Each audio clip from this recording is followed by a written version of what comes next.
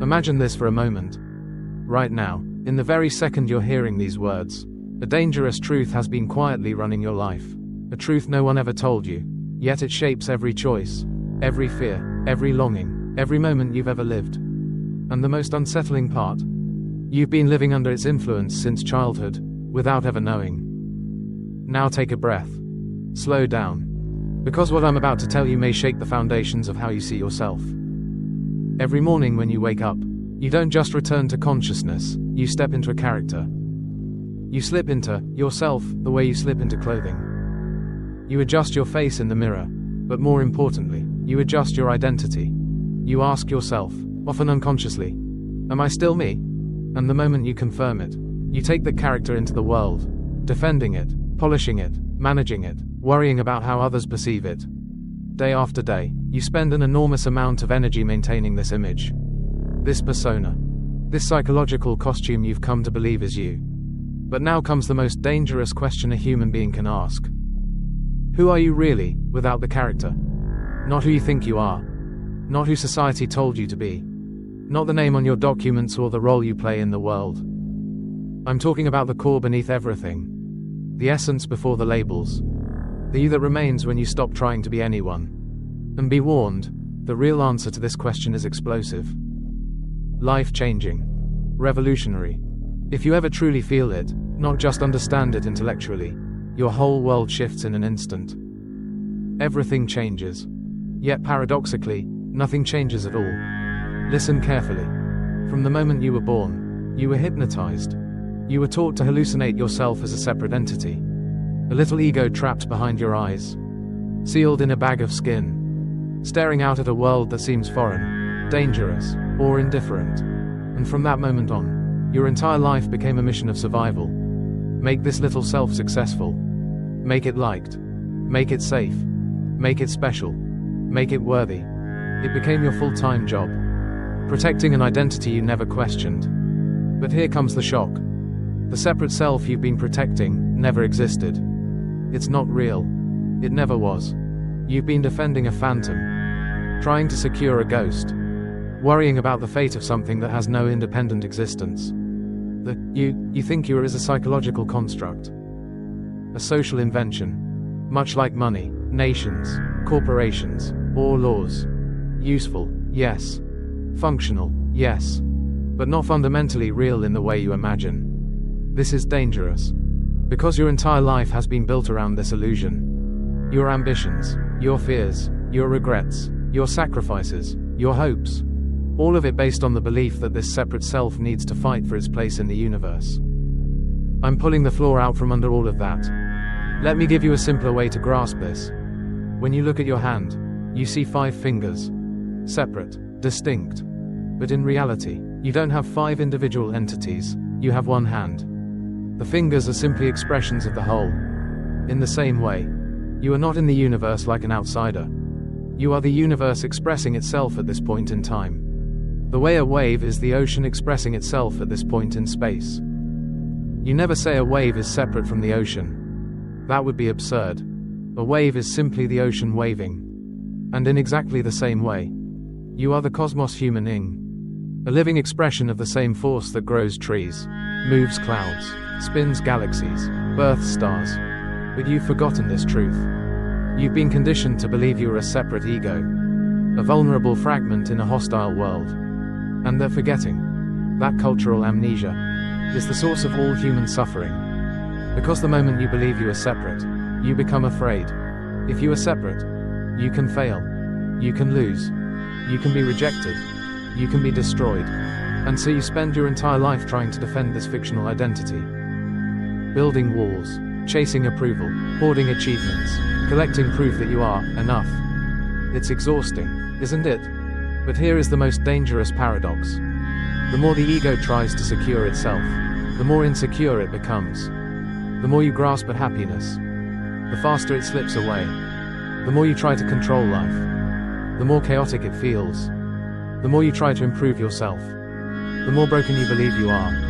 You are trying to heal a shadow, and the exhaustion you feel is the evidence. But hold on. I'm not here to leave you in despair. I'm here to open a door. A door to a truth so liberating that once you sense it, even for a moment, everything shifts. You don't need to become anything. You've never lacked anything. You were whole long before you were taught you were broken. There is no journey toward a better future self. There is no final version of you waiting to be achieved. There is no cosmic scoreboard. There is only this moment, and the fullness of what you already are. If you're ready to continue, to explore the illusions of time, identity, and why you're trapped in an endless cycle of striving. Now that we've cracked open the illusion of the separate self, we must step into the next danger. And this one is even more unsettling. You are not living in time. You are living in a story about time. Take a moment. Feel that. Because almost everything you suffer from comes from believing that time is real in the way you imagine it. You think you're a traveler moving from past to future, carrying your memories behind you and your hopes in front of you. But pause and look closely. Has the future ever arrived? Even once? What actually arrives is always now. Always this present moment. The future is a concept, an idea, a mental projection created right here, right now. You've been chasing a horizon that never gets closer. And the past? It's no more real. It's a memory, a story, being replayed in the present moment. It exists only as a pattern in your brain, nothing more. Yet look how completely you let these illusions rule your life. You sacrifice the only moment you ever have, this one, for a future that never comes, and a past that's long gone. It's madness, and yet it's the cultural norm. Let's expose the illusion more clearly.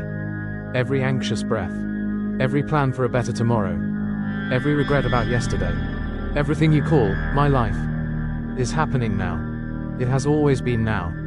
There is no other moment to live in. But you were taught to ignore the present, to abandon it, to escape it, to postpone life, in exchange for a fantasy called someday.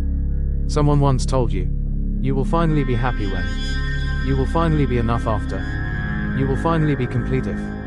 And you believed them. So you began preparing for life instead of living it. You began rehearsing instead of experiencing. Waiting instead of being. This is the great tragedy of human conditioning. But here comes the twist. The version of you you're trying to become doesn't exist. Only the one who is hearing these words exists. And here's where it becomes even more dangerous. Almost blasphemous to the modern world.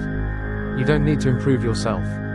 Not because you're perfect in the conventional sense, but because self-improvement reinforces the illusion that there is a you, separate from your life, who needs fixing.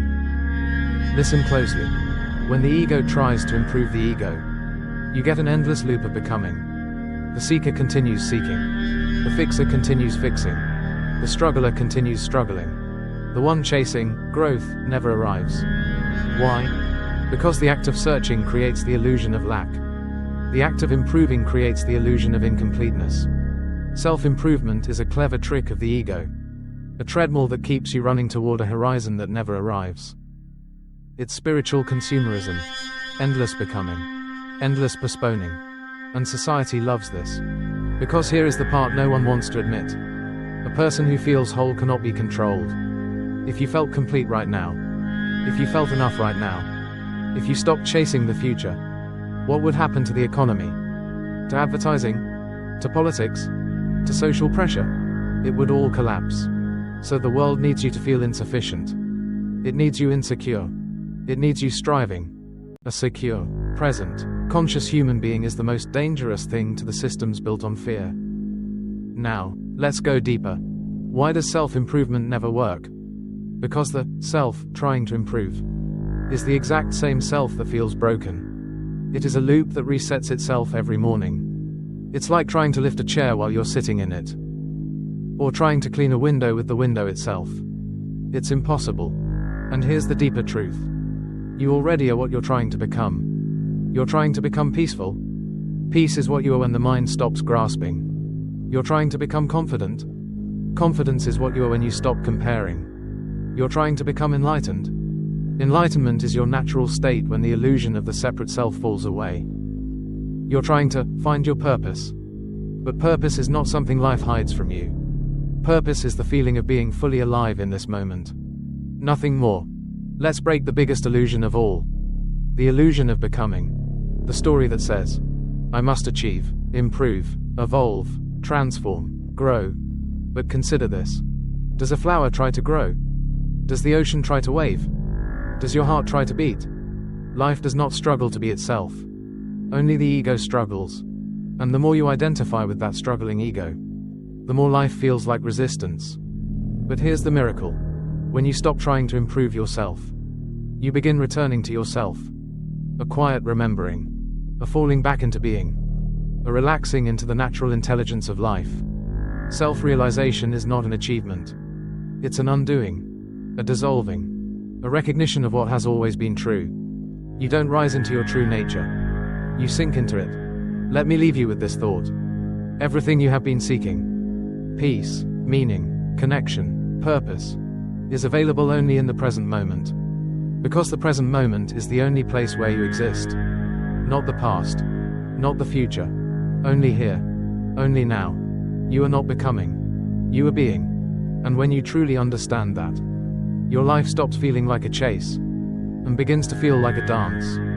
Now that we've peeled back the illusions of identity and the illusions of time, we must face the most deeply rooted illusion of all, the illusion of control. And I must warn you, this part is where most people turn away, because it confronts the ego at its most fragile point.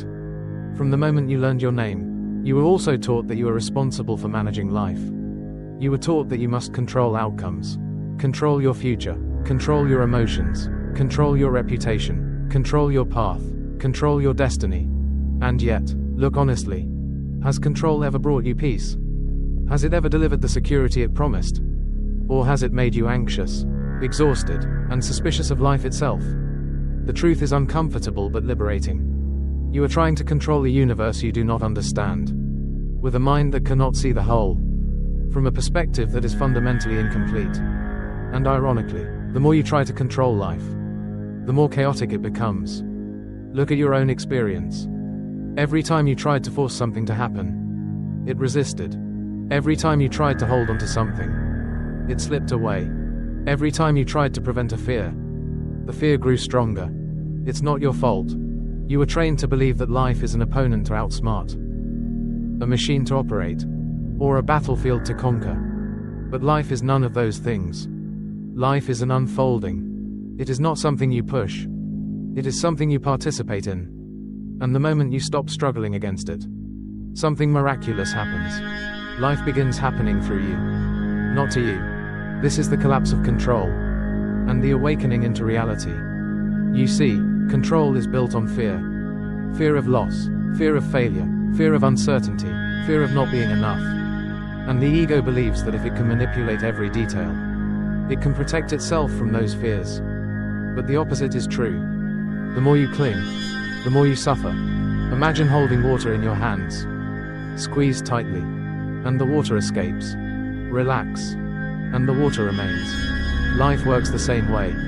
Your attempts to control reality create the very instability you fear. Your plans create anxiety. Your expectations create disappointment. Your obsession with outcomes creates disconnection from the present moment. And here is the strangest part. The life you are trying to control is not even the life you want. You're not trying to control reality. You're trying to control a projection of reality your mind invented. A fantasy that never existed. A future made of imagination. A self-image built from fear. You have spent your entire life negotiating with a dream. No wonder it feels exhausting. But here comes the turning point, the quiet truth most people never discover. You don't need control. You need clarity. And clarity comes not from forcing life, but from relaxing into life. When you stop resisting, your mind becomes quiet enough to hear the intelligence of the present moment. And in that silence, something profound becomes obvious. Life knows what it's doing. It has been growing forests, turning seasons, guiding rivers, sculpting galaxies for billions of years. Long before you arrived with your plans and anxieties, you are not separate from that intelligence. You are an expression of it. Just as the wave is the ocean moving, you are life moving. You do not need to control life because life is already carrying you. Your heartbeat, your breath, your thoughts, your desires. They arise spontaneously from the same cosmic intelligence that spins planets. You imagine you are orchestrating all of this, but life is orchestrating you. When you finally see that, Control becomes unnecessary. Effort becomes unnecessary. Fear becomes unnecessary. You can finally breathe. Now, I'm not telling you to become passive. I'm not telling you to abandon your responsibilities or surrender your agency. I'm telling you something far more powerful. When you act without fear, without compulsive control, without the need to manipulate outcomes, your actions become infinitely more effective. You respond instead of react. You create instead of cling. You move with life instead of against it. The greatest human creations emerged not from control, but from flow. From artists, scientists, thinkers, and mystics who understood that inspiration is not forced. It arrives when the mind is open. And your life works exactly the same way. The moment you stop gripping the steering wheel of existence, something extraordinary happens. Life begins guiding you toward the very things you were trying to force your way into. Opportunities appear. Synchronicities multiply. The right people arrive at the right time. Doors open effortlessly. Not because you controlled the universe, but because you stopped interfering with it. This is the paradox. You gain real power only when you give up the illusion of control. You become aligned only when you stop pushing. You begin to live only when you stop trying to dominate life. Control collapses. Presence arises. Identity dissolves. Reality becomes simple. This is the beginning of true freedom. The shift from resisting life to participating in life. And when that shift happens, your entire experience of existence changes. Not through force, not through discipline, but through the quiet realization that life is trustworthy, life is intelligent, life is happening for you, through you, as you. The wave does not need to control the ocean. It only needs to remember that it is the ocean. And so do you. Now we arrive at the most unsettling, the most liberating, and the most deeply misunderstood truth of all. A truth so radical that the ego will try to run from it, argue with it, distract itself from it, anything but face it directly. Because if you truly grasp this, even for a moment, the entire machinery of fear collapses. Every anxious thought loses its power. Every insecurity dissolves. Every desperation, every clinging, every compulsive attempt to control life evaporates like mist in sunlight. Here it is, the truth you were never told. You cannot die. Not the real you. Not what you actually are. Yes, the body dies. Yes, the personality dissolves. Yes, the character you've been playing exits the stage. But that's not you. That's the costume. The awareness watching the body. The awareness hearing these words. The awareness that has been present through every age. Every memory. Every joy. Every sorrow. That is not something that lives inside the body. It is something the body appears within. You are not the character. You are the consciousness experiencing the character. Just as the ocean does not die when a wave crashes. You do not die when the body ends. Because you were never the wave. You were always the ocean. Look closely at your experience. Your body has changed countless times. Child, teenager, adult. Your personality has changed. Your preferences have changed. Your beliefs have changed. Even your memories fade and rearrange themselves over the years. And yet one thing has not changed at all. The silent witnessing presence behind everything. That stillness is untouched by time. Untouched by fear. Untouched by death. If you look inward, you will notice something strange. You have never experienced non-existence. You cannot remember a time before you were born. Because memory requires awareness. You cannot imagine death. Because imagination requires awareness. You cannot feel the absence of yourself. Because feeling requires awareness. The ego interprets this as terrifying. But the truth behind it is astonishing. You have always been here. You will always be here. Not as a person, but as consciousness itself. The same consciousness that looks out through all beings. Now, why does this matter? Why is this truth so dangerous to the ego? Because the ego depends on fear for its survival. And its favorite fear, its biggest leverage, is the fear of death. Nearly everything you do in life, every anxious thought, every desperate attempt to prove yourself, every need for approval, every attempt to control people or outcomes, all of it is rooted in the unconscious fear that, I, this little self, could end. But when you see that the I you fear losing is not the real you, the whole structure collapses. Suddenly, you have nothing to defend, nothing to prove, nothing to protect. You become untouchable, not in arrogance, but in profound freedom. You act without fear. You love without clinging. You speak without distortion. You live without hesitation. Because what could possibly threaten you, if you cannot be destroyed? Let me give you an image. Imagine an actor who forgets he's an actor. He becomes so absorbed in the role that he suffers every heartbreak, every failure, every humiliation as if they were truly happening to him. But if he remembers, I am not the character, I am the one playing the character, then suddenly the entire story changes.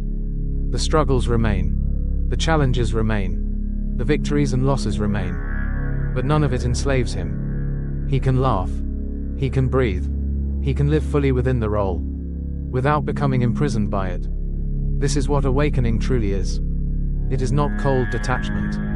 It is not spiritual escapism. It is remembering that you are the awareness behind the story, not the story itself. And with that realization comes the most extraordinary shift. Life becomes play. Breath becomes miracle. Existence becomes art. You stop trying to survive life and start participating in life. Because the fear that once held you hostage has dissolved. Now, some people hear this and think, if the ego is not real, does that mean nothing matters? No. It means everything matters differently. Life becomes more meaningful, not less. Not because you cling to it, but because you finally see it as the fleeting, extraordinary dance that it is. You don't love less. You love more freely. You don't live less intensely. You live more authentically. You don't detach from the world. You enter it fully. Because nothing is being threatened. You can finally be present.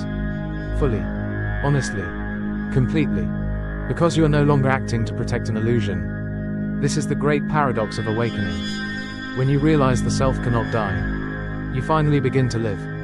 And here is the quiet miracle of this insight. Once you see that you are not the body, you also see that no one else is the body. There is no other. There is only consciousness wearing 7 billion costumes. Compassion becomes natural. Judgment dissolves. Violence becomes absurd. Competition becomes unnecessary. Separation becomes impossible.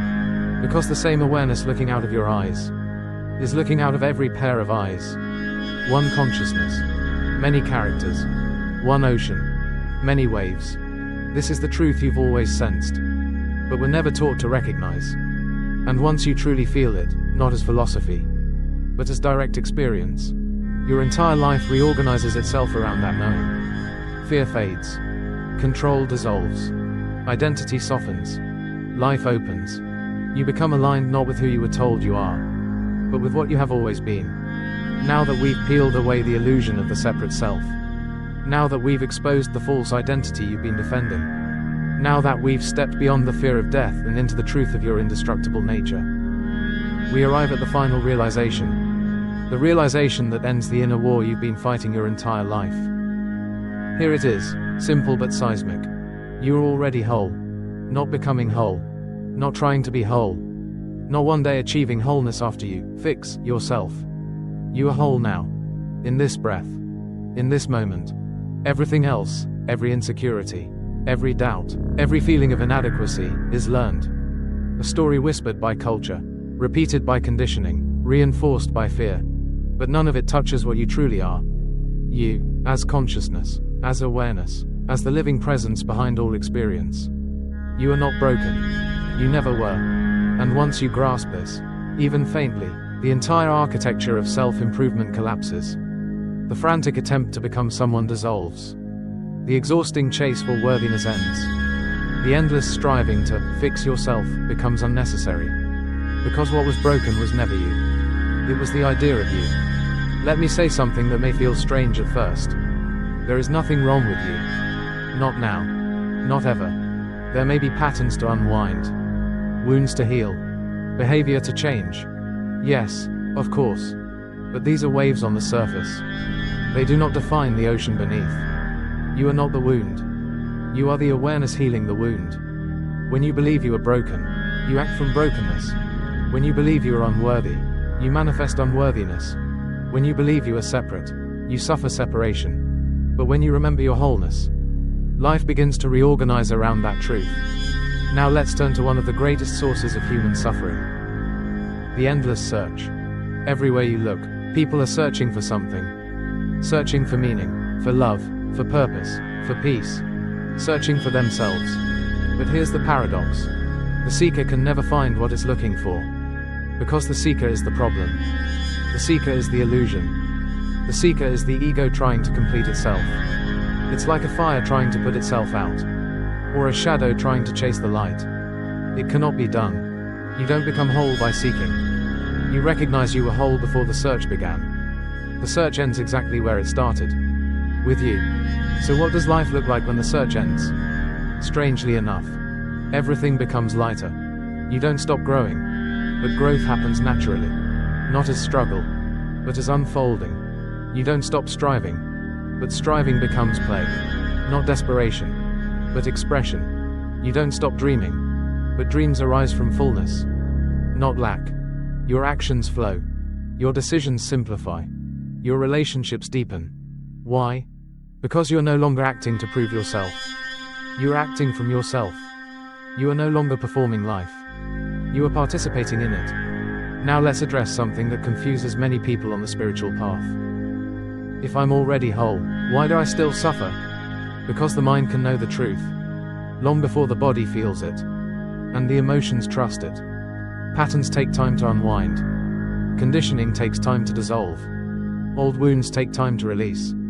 Awakening is not the end of being human. It is the beginning of being human consciously. You don't awaken into perfection. You awaken into presence. Suffering does not disappear overnight. But your relationship to suffering transforms. Instead of drowning in it, you observe it. Instead of identifying with it, you witness it. And witnessing itself is liberation. The pain arises, moves through, and dissolves. Because there is no longer a self gripping it. And so we reach the most important question of all. If I'm not the ego, not the story, not the personality, then what am I? You are this moment. You are presence. You are awareness looking through every pair of eyes. You are the silent witness behind all thoughts and sensations. You are the canvas upon which the universe paints its experience. You are the dancer and the dance. The wave and the ocean. The dreamer and the dream. The witness and the witnessed. You are life. Life aware of itself. And once this realization settles in your bones, a new way of living emerges. Not as a philosophy, not as an idea, but as a lived experience. You stop resisting life. You stop fighting the flow. You stop gripping so tightly to control.